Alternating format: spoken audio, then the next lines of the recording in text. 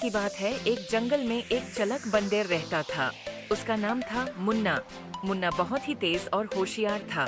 वो दूसरे जानवरों को उल्लू बनाता और उनसे अपना फायदा उठाता था।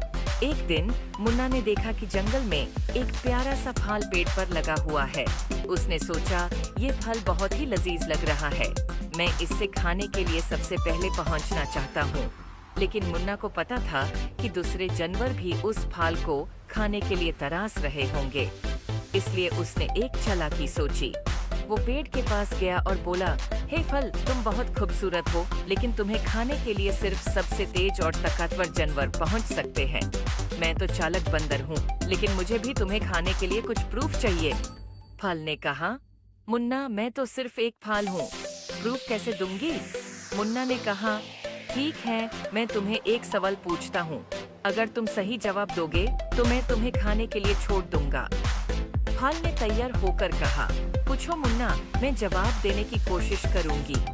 मुन्ना ने सवाल पूछा, बताओ, जंगल में सबसे तेज कौन भगता है?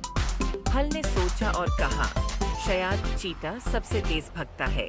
मुन्ना मुस्कुराते हुए बोला, गलत जवाब, जंगल में सबसे तेज भगता है हवा। हवा सबसे तेज भगती है। फल ने समझ गया कि मुन्ना उससे उल्लू बनाने की कोशिश कर रहा है। उसने मुन्ना को समझाया, मुन्ना, तुम मुझसे झूठ बोल रहे हो।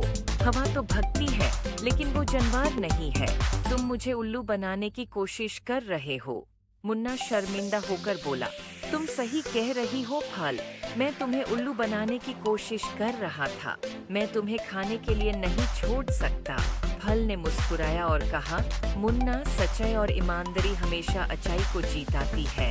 तुम्हें चालाकी से फायदा उठाने की बजाय दूसरों की मदद करने का सोचो, वो ही सच्चाई और ईमानदारी का असली फायदा होता है।